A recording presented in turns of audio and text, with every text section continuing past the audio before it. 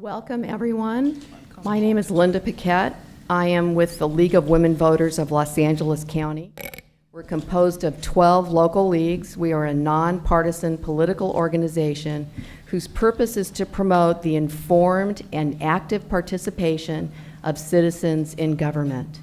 We put on candidates forums as part of our voters service activity so that people can listen to and question the people vying to represent them in county government. All judicial candidates running for the 7 contested openings for judicial election have been invited to participate this evening. This is an opportunity for voters to learn more about the candidates before casting their ballots in the June 7th primary election. Voters can also find more information about candidates running for office in Los Angeles County by going to votersedge.org.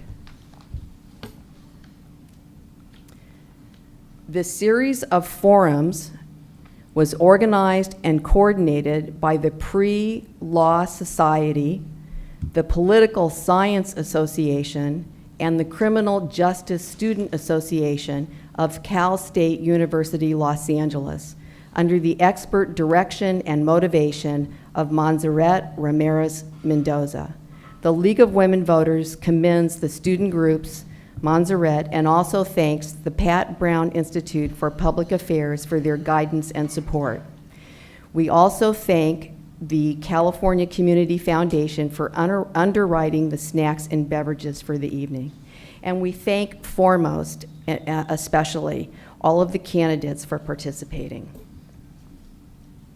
The candidates that we have for the offices of 158 are David A. Berger, Ornica Valle Cole, Nassar Corey, Fred Misropi, and Kim L. Wynn.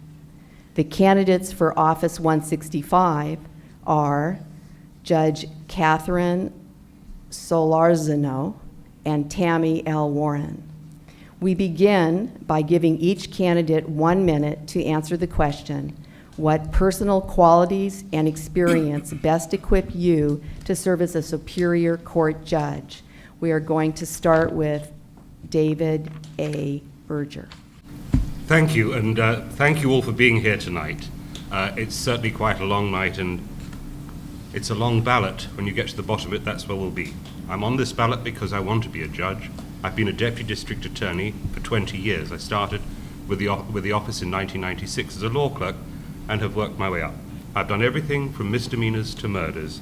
I'm endorsed by District Attorney Jackie Lacey, former DAs Steve Cooley and Robert Philibosian. I have the LA Times endorsement, the Met News endorsement, the Association of Deputy District Attorneys endorsement, and many judges and lawyers that you can see on my website.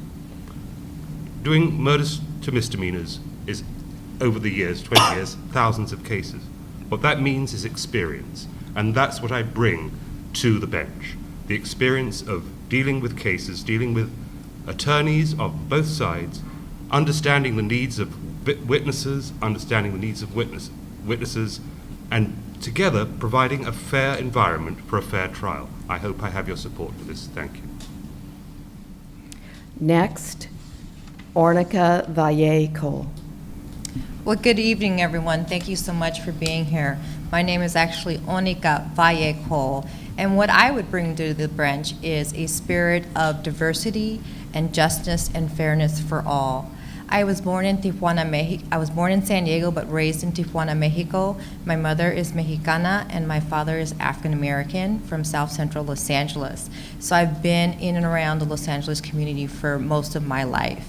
I am a deputy city attorney assigned to the Special Consumer Fraud Unit, and that assignment allows me to do both criminal and civil assignments. So I've experience in both worlds. I've also been selected as a temporary judge because I have experience every day in the courtroom and know how to manage a courtroom calendar very efficiently.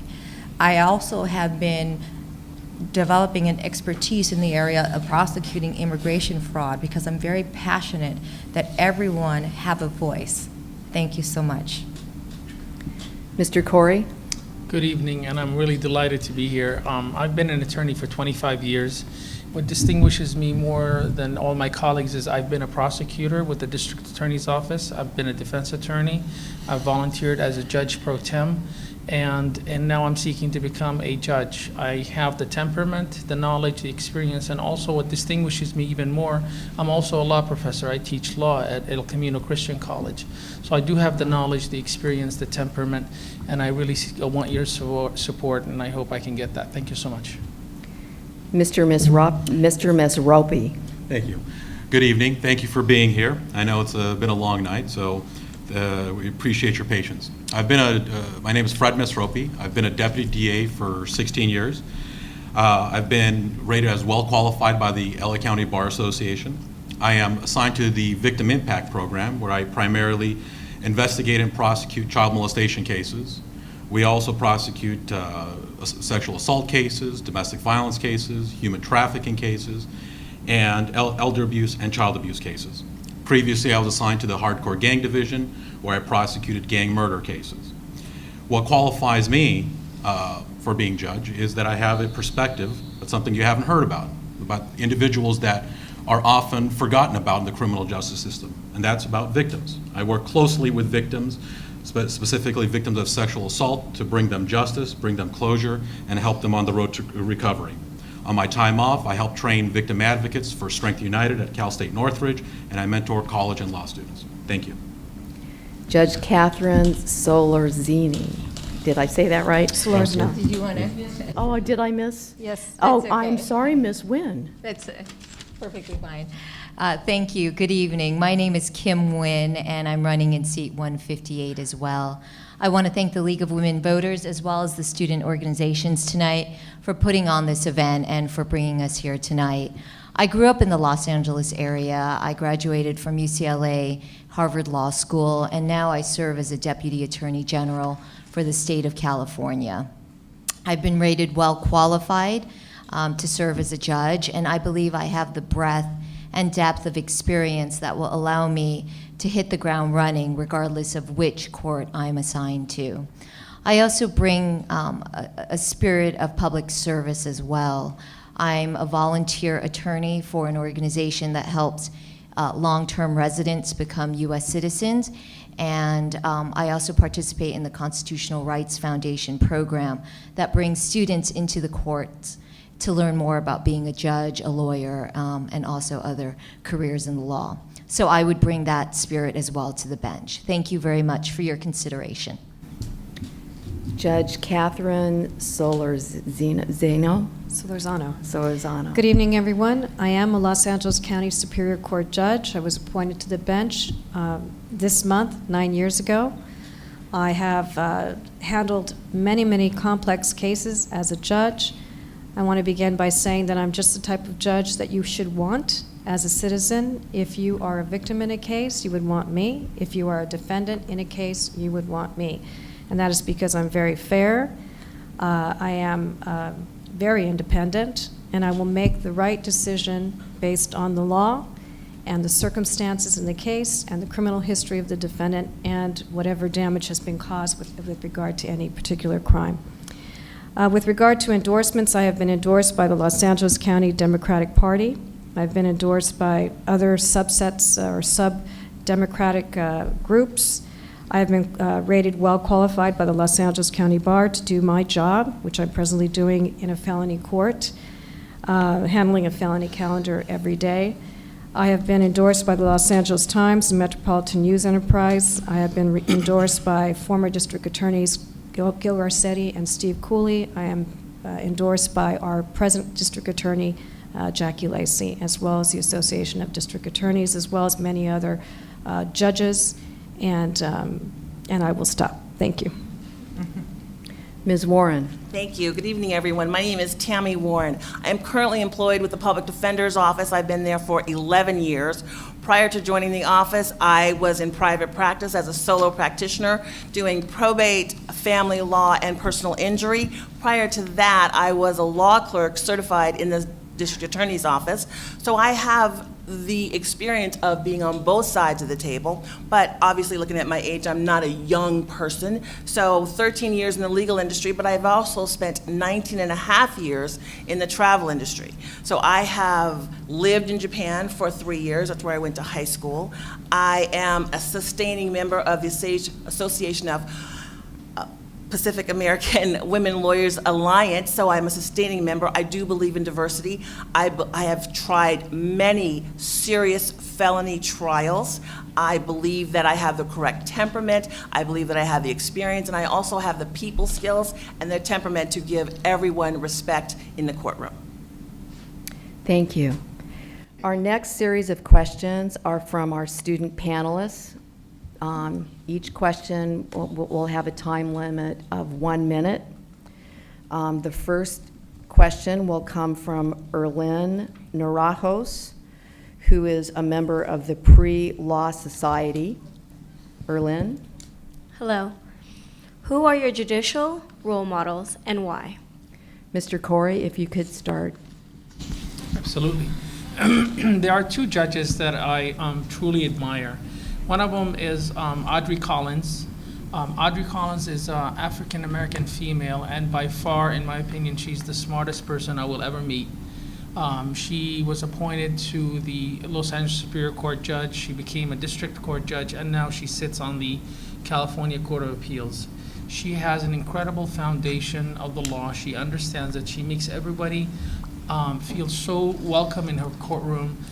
She's very humble, very fair, and those are the qualities that I aspire to receive. One other judge who is a former district attorney who I used to work with is Gregory Dohe. He is simply an amazing human being that when you walk in his courtroom, he gives everybody a smile. He treats everyone with fairness and respect. He knows the law, and he has the temperament, and he listens to both sides, and he's always fair. And that's somebody who I aspire to be as well. Thank you. And our next, Mr. Misropi? Yes. Similarly, I would say there would be 2 judges who I would try to model myself after. First would be Judge Jessic, who sits in Van Nuys. He is an incredible person to talk to and deal with. He has the same temperament when he's off the bench as when he's on the bench. Once the robe comes on, he doesn't become a different person and wield power merely because he's a judge. He is very personable, treats everybody with dignity and respect when they come into his courtroom, and I like that aspect of his personality. The second would be Judge Perry, who's in downtown and does long cause court cases. Judge Perry runs a very tight ship, and anyone who's ever been in his court understands that. That's the reason why he runs a long cause courtroom and is very efficient and runs cases very quickly, efficiently, and does a very good job. Thank you. Ms. Nguyen? I have many judicial role models. There are so many judges out there who do such a terrific job managing their courtrooms, being fair, being honest, being dedicated to the role of being a judge. But to answer this question, one of my judicial heroes is Justice Carlos Moreno. After Prop 8 was passed, you'll recall it went up to the California Supreme Court, its constitutionality challenged, and Justice Moreno wrote a very strong and important dissent saying that marriage equality was of vital importance and upholding marriage equality was critical. He was in the dissent then, and he wrote in his dissent that one day people would understand that those who favored marriage equality would be on the right side of history, and he was on the right side of history. So shout out to Justice Moreno there. Thank you. Judge Solorzano? I would say Judge Branlin, and he is the supervising judge of criminal. I've known him since I was a law clerk at the DA's office. I was a DA for 17 and a half years. Over the years, I knew him, and as a judge, I speak with him frequently. I talk to him about my cases. We discuss the law, factual issues. He's an amazing teacher. He is a great legal mind, and he is a very, very kind person. I also want to say that I'm also extremely impressed with one of our justices, and I'm going to go blank on her name right now. Okay, I'm going to stop there. Do I have 30 seconds? Okay. Lee Edmonds. Lee Edmonds is a perfect example of a very decent and very intelligent judge, and everyone respects her. So those two judges. Ms. Warren? Thank you. I actually can think of two people, but one is actually a girl crush. That would be Tani Cantil-Sakuye. She was the guest speaker at the Apollo installation dinner last year, and she allowed the audience to ask questions. So I raised my hand, and I was the first person that she called upon, and I told her, I said, I have to ask you the burning question that we all have is, how do you pronounce your name? And she actually told this lovely story of how she pronounces her name and why. I found her to be a lovely person, and I believe that she told a lot of stories about prejudices that she has experienced in the court system, and I thought that was really eye-opening. But one of the people that I actually admire very much is retiring soon, and that would be Judge Fox, and they're vying for his seat. That man knows how to run a calendar. He is a friend to veterans. My mother's retired United States Air Force, so anybody that's a friend or a advocate for veterans has my vote. Love Judge Fox. Mr. Berger? Thank you. And this wasn't planned, but to continue on Ms. Warren's theme, my role model is Judge Fox, because I am actually the candidate who's endorsed by Judge Fox. When he decided to retire, I asked if I could run for his seat, and he said not only should I do that, but he'd be honored to endorse me. And why is he the role model? Well, apart from the way he treats people, all people, attorneys, defendants, witnesses, respectfully and yet firmly, he gets the job done. He has an understanding after 25 years on the bench, after 20 years that came before that, being a deputy DA like me. He understands that it's not all about throwing people in jail and throwing the keys away. You have to have some understanding that not everything can be dealt with in exactly the same way. Where you have veterans, people with mental health issues, substance abuse issues, there are other ways to deal with that problem, and that's the only way we can stop the revolving door of the criminal justice system. And that's why I think Judge Fox is the best role model for any judicial aspirant. Thank you. Ms. Cole? Thank you. I would say my favorite role model, judicial role model, would be Thurgood Marshall. When I was at Loyola Law School, one of the clubs I belonged to put one of his famous quotes on a T-shirt, and I wear that T-shirt, and it's rattled, and it's got holes in it. It's one of my favorite T-shirts, and that quote is, "I respectfully dissent." There is a large conversation that is moving across this country and has now reached the West Coast.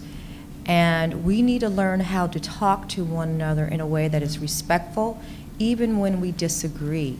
We are facing a real question on how to deal with issues in our judicial system with respect to violence in our communities, dealing with some other issues in terms of mental health. And we need to do that in a way that really solves the problem, and we need to show respect for one another. Thank you. Our next question is from Lorena Montero with the Criminal Justice Student Association. Ms. Montero? All of you sound really highly qualified to become a judge, but what makes you stand out from the other candidates? Mr. Mizrapi, we'll start with you. Well, what makes me stand out, I mean, everyone is a compilation of their experiences. Each one of us has different experiences here. Growing up, I grew up in LA, Armenian, I was born in Iran, and that has its complexities. As you can see, I don't look like your average Anglo guy. Even though I have to check the white box for being Caucasian, I'm not. So that has a whole history and experiences that go with it. But that's not the only thing. As a person who worked in hardcore gangs, I have prosecuted numerous murder cases. I've done over 50 jury trials, so that's a considerable number. I've been rated as well qualified. That's, as you can see, even a sitting judge received a well qualified rating. Additionally, the one thing that I pay very close attention to, and it sets me apart, as you saw to the prior answers, no one talked about victims. These are the people that are dragged into the criminal justice system, and no one pays attention to them. So that's one thing that is different. Thank you. Thank you. Ms. Nguyen? I believe we all bring to the table our different stories. And my story is that my parents are refugees from Vietnam. They came to this country in 1975. They were at Camp Pendleton, and we grew up in Chinatown and Echo Park, and we struggled financially for many years until my parents were able to find stable jobs. My mom went to night school here at Cal State LA. I have many memories of hanging out the vending machines with my sister while she took her classes, and they eventually worked their way to the middle class. And they put 2 daughters through college. It's certainly not a unique story, but it's a story that's mine, and it's a story I'll carry with me to the bench. If I'm elected, I would be the only Vietnamese American sitting on the LA County Superior Court judge, which is comprised of over 500 judges. So I think that would be something I could add to the bench. Thank you. Judge Solorzano? My natural sense of fairness. I'm a very fair and impartial person. I have no problem approaching a case with a sense of neutrality. When I guide jurors during jury selection, my goal is always to pick a jury that is impartial and to instill that sense of neutrality that they need so that both sides get a fair trial in the case. I've also tried numerous cases as a prosecutor, complex cases, murder cases, special circumstance cases. I've received commendation twice for my work in domestic violence when I was a deputy DA.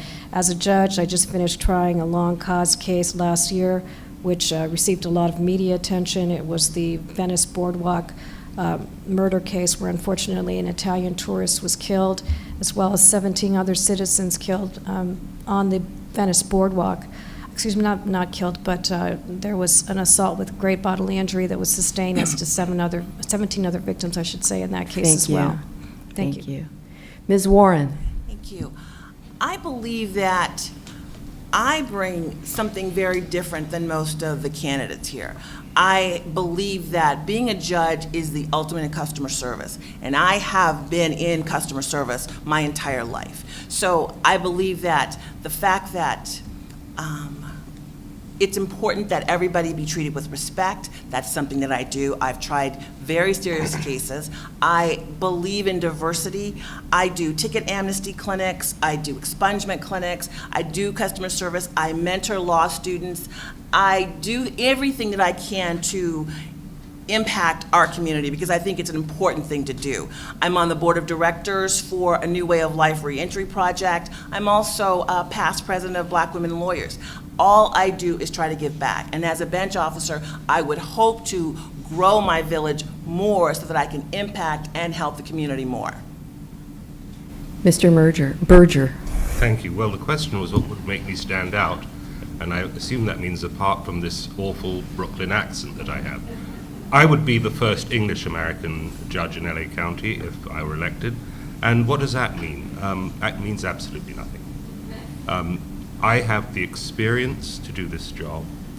I have unique experiences that none of my opponents have. For example, for 2 years, I rode side by side with the Sheriff's Department looking at crime and how to deal with it, not necessarily by taking people to jail, but by finding ways to make communities safer.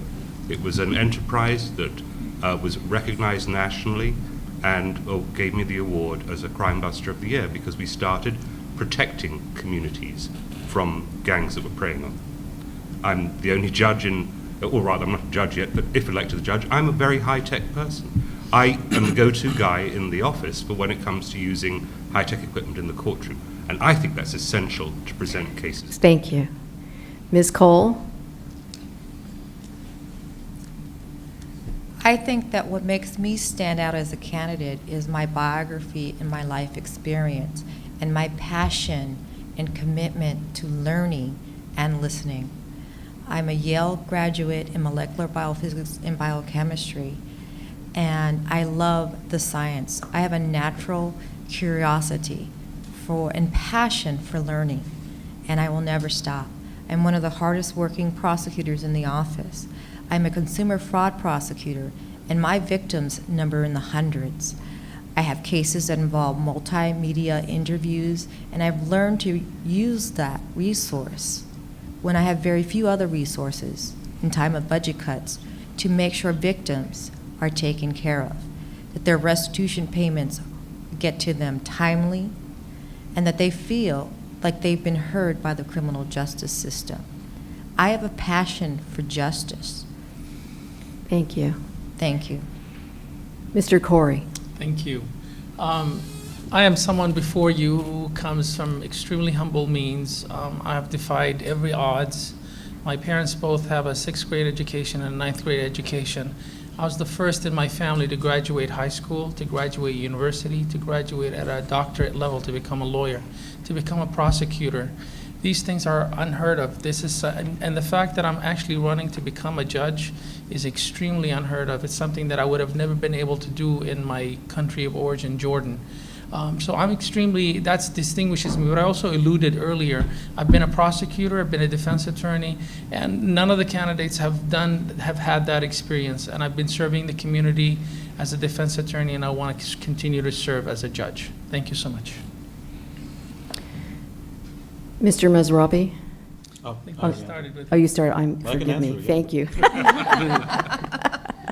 Our next question is from E. Jazz Brooks, who's with the Political Science Student Association. What role does empathy play in an impartial court where objective facts and subjectivity meet, and how do you handle and/or overcome that tension? Ms. Nguyen, we'll start with you. It's a very good question. I think it begins with what we think about when we say empathy. When I think about empathy, I think about what it must feel like to be a litigant coming before a judge. In LA Superior Court, the vast majority of parties who come before judges are self-represented litigants. And I think what empathy means is understanding what that person brings when they walk into the courtroom, what stories they bring, what baggage they bring, what resources they bring, and attempting to put yourself in that place for a moment, for a couple of minutes. Obviously, the role of a judge is to apply the law to the facts, to find the facts, and in a superior court setting, it's to follow established law. But that being said, one can always put oneself in someone's shoes and say, what would it feel like to be this person, and how can I be a judge that serves this individual? Thank you. Judge Solorzano. Well, as a judge, I find it easy to empathize with both sides of the case. I find it easy to empathize with the position of a defendant who may have a disease, alcoholism, a drug addiction. I feel bad for people that are incarcerated. So I think very long about what would be the appropriate sentence, because those conditions or those diseases or those difficulties in life are sad and difficult to deal with for the defendants. I also empathize with victims. I understand loss. I understand how difficult it is for families who have lost loved ones when their loved ones have been killed. They're very emotional. They want justice. So empathy is not difficult as long as you're living and you have some sense of humanity. And it's one of the things I think that a judge must possess is empathy. Thank you. And fairness. Thank you. Ms. Warren? Yesterday, my cousin, who was serving 40-year sentence in Texas, was paroled. He took the bus from prison to my other cousin's house, and now he's free. I know what it's like to have family in custody. I've also been a victim of crime. Someone stole my car when I had 3 payments left. I believe that we have to follow the law. As a bench officer, first and foremost. You must follow the law. But your life experiences, they mean a lot. And when you are speaking of or about a defendant in front of their families and saying things like, oh, that person's going to get 17 years and they should be happy for it. That may be true, but that's not what you say in front of them when their mother is sitting in the audience. It's not what you should do. Thank you. Mr. Berger? Thank you. Empathy, of course, is one of many traits that a judge must bring. And the question was, what role does it play in being a judge? There are sometimes occasions when it is possible to be the bearer of bad news without saying it in an unpleasant way. As long as you treat people as human beings, you understand what they're going through. There's no nice, easy way to say, I'm sorry, the jury found you guilty and I have to sentence you accordingly. But at least have some understanding for what that person is going through. Have some understanding for what the attorneys have gone through in presenting their case to you. Have some understanding for what the jurors endure. There's nothing worse than the sight of seeing a bunch of jurors standing around in a corridor waiting and waiting and waiting. We need to get them in and out as quickly and efficiently as possible and make sure that we present our cases quickly and efficiently. Empathy has many meanings, and I think they're all important in the role of a judge. Thank you. Mr. Corey? I'm sorry, Ms. Cole. Thank you. Empathy to me means understanding that you can sit in any seat in that courtroom. One day you may be a defendant, one day you may be a victim, one day you may be a witness, one day you may be a prosecutor, one day you may be a juror, and one day you be a judge. And knowing that you can take those experiences and be fair to all those that come before you. I currently sit as a temporary judge for the Los Angeles Superior Court. And I handle arraignments for traffic tickets. And I have 100 people that come before me. And I know they're nervous and fearful, and they need their driver's license to make a living, to get their doctor appointments. I treat them fairly and judiciously. And I want to continue doing that for those who will come before me as a judge. Thank you. Mr. Corey? Thank you so much. As you know, empathy is putting yourself in somebody else's shoes, knowing their background, knowing what causes them to be there. Not everybody that, commits a crime is an awful, horrible human being. There are circumstances that go beyond people's ability, circumstances that make them or drive them to do things, whether it be drugs, whether it be mental illness. But be that as it may, as a judge, the judge must listen and follow the facts and follow the law. And the judge has an extreme ability to be able to listen to individuals, but at the same time, the judge must be bound by following the law, not making laws. And if somebody does commit a crime or breaks the law, they have to be punished for whatever they've committed against society. But empathy plays an important role, and understanding the background, maybe be able to tailor fashion a resolution that would take that into consideration. Thank you. Mr. Mizropi? Well, empathy, I think, is a very natural human response, and it's the easy thing as a prosecutor that I get to experience. Tomorrow morning, I have a 6-year-old child coming in who was raped by her father. Now, there's no way as a human being you can sit across from this child, hear their story, and not feel the pain, not know that this person is going to be affected for the remainder of their life. That's the easy part. The other easy part is if you have enough evidence, prosecuting the case. But as a prosecutor, we have ethical obligations. We can't prosecute cases if there's not enough evidence. The hard part of the empathy is being able to put it aside and make a decision that the law requires you to make. The hardest part of my job is being able to put that empathy aside and say, you know what? It was a horrible thing that happened to you. I know the guy did it, but we're not going to be able to prosecute. And as a judge, you have to make the tough decisions. And as a prosecutor, that's something I've done on a very regular basis. Thank you. Our next question is from Ms. Narajos with the Pre-Law Society. We all have busy lives, so I ask, How do you keep up with current events and politics? Judge Solorzano, we'll start with you. Well, I do, I get the New York Times and the LA Times. I have to say the New York Times articles are so long that generally speaking, I don't have time to read them all. But those little bulletins that we get, they keep me apprised of what's happening right then, currently. So I do keep those subscriptions up, and I do rely on those two, as well as the Metropolitan News in Los Angeles. And I also rely on my friends who are all very, have a high consciousness when it comes to politics. And I engage in discourse and discussions with them. And so that's how I keep abreast of politics. Thank you. Ms. Warren? I actually read the Daily Journal. It's one of my favorite newspapers that I read. But I do watch a lot of television. So I do watch MSNBC.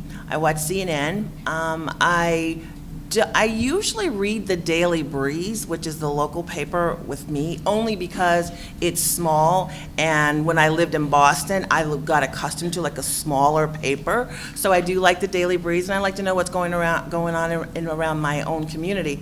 But I also have amazing friends who discuss every issue from the top to the bottom. They have such diverse opinions. That's why I surround myself with people from all different backgrounds, different nationalities, because I do get different insights from different people. So I would say television, my local newspaper, and my friends, and if I could add Facebook.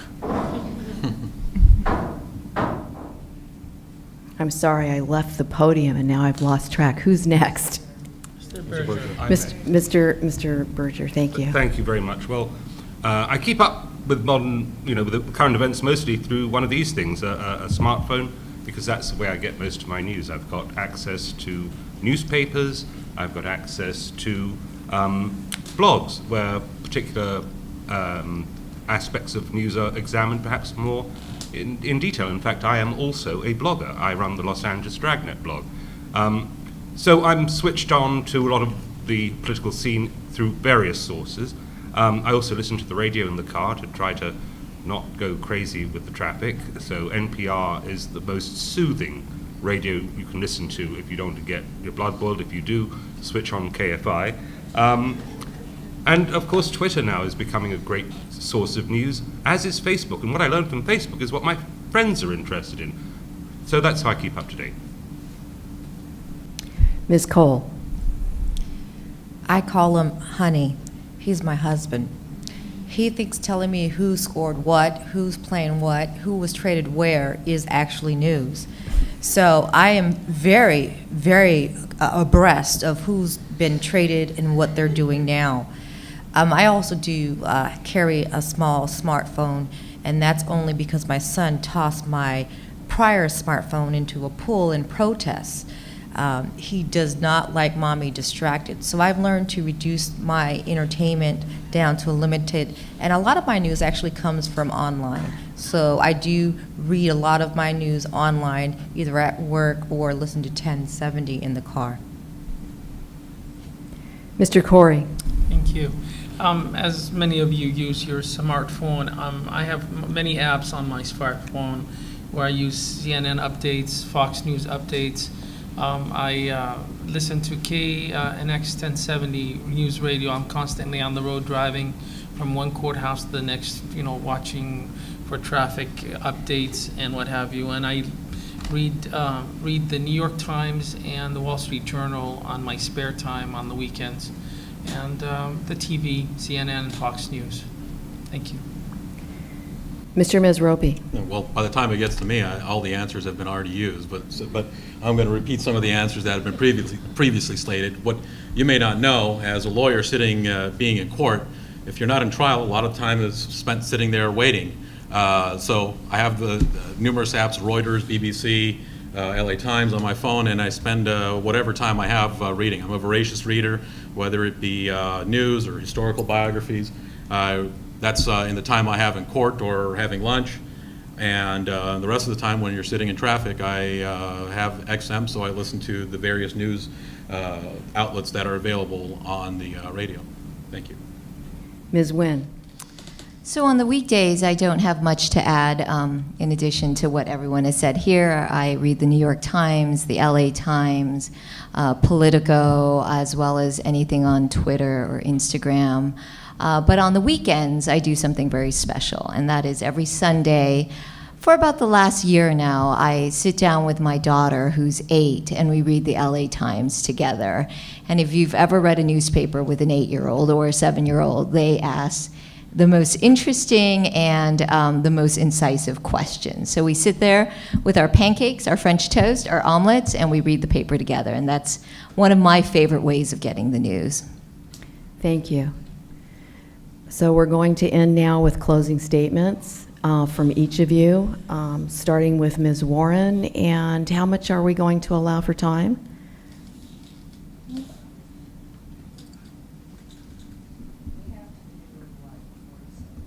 40 seconds.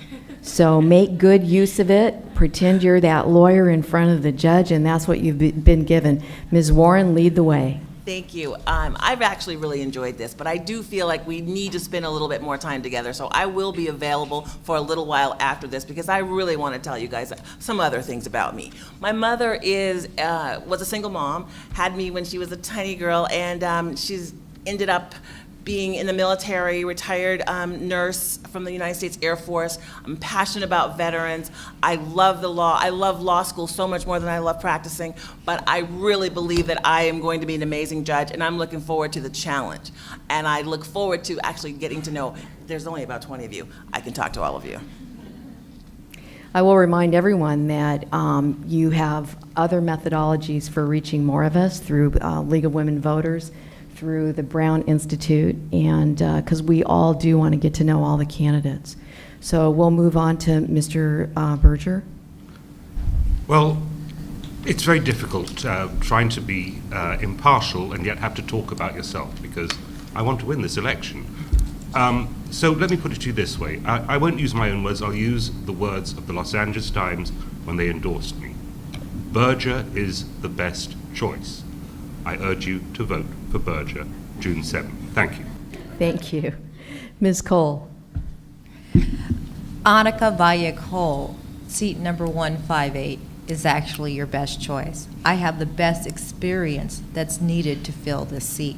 I have a combination of civil and criminal experience, both as a prosecutor and also as a defense attorney in private practice. I also have experience as a bench officer. I've been selected and trusted and have actually discharged that responsibility. I'm the person that brings fairness, judicial efficiency, and honesty and integrity to the bench. Thank you. Mr. Corey. Thank you. As I indicated, I'm a defense attorney, but the interesting part is that the Los Angeles Police Protective League Union endorsed me as a defense attorney, and there are 4 prosecutors in my seat. That goes to speak about the organization, also goes to speak to my character. I'm somebody that you can trust, that will be a wonderful judge, a great judge, will be fair, impartial, and I'm running for seat 158. And not only do I want your vote, but I want your vote and your family's vote and your cousin's votes and everybody else's vote. Thank you so much. Thank you. Mr. Misropi. Yes. My website is Fred for Judge, so any of you want to find out more about my list of endorsements, please go to that website. You'll see the whole host of endorsements. I'm endorsed by Jackie Lacey. I'm endorsed by former DA Bob Filibosian. I'm endorsed by the Association of Deputy DAs. I've been found well qualified by the LA County Bar Association. I have the trial experience. As you know, this is a job for a trial judge. So I have the experience as a trial attorney. I've done well over 50 trials. I've done very serious cases, special circumstance cases, media cases, and I believe that my experience is such that given my ethics and my reputation for integrity, I'll be a great judge. I appreciate your vote. Ms. Nguyen. Thank you. Ms. Warren was right. Tonight was not enough time to get to know us as well as you should before you decide who to vote for. So I do encourage everyone in here to look at the candidates' websites and read what you can about them. I'll just sum up by saying I can tell you from the heart that I am committed to equality, I am committed to fairness, and I am committed to access to justice for all. Those commitments I will bring to the bench, and they will stay with me. And I humbly ask for your vote in June. Thank you very much. Judge Solorzano. Thank you. Like the other candidates, please visit my website. You'll see all of my endorsements there. Catherine Solorzano for judge. I'm a graduate of UCLA and Loyola Law School. I have been a judge now for 9 years. I have handled numerous complex cases, and I'm extremely hardworking, and I'm very, very fair, and I'm very honest, and I would like to be reelected, and please vote for me. Thank you. Thank you, and thank you again, all of you, for participating, and to our sponsors. Thank you.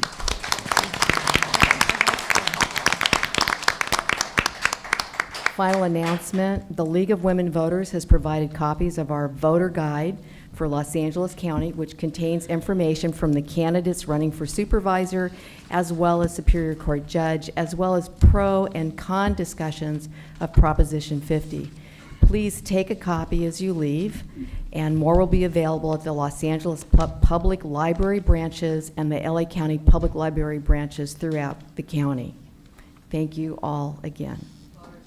Oh, and also don't forget Voters Edge. So we have the public libraries in writing for those that just don't have that computer access, but we also have Voters Edge that you can go to on the internet. Thank you again.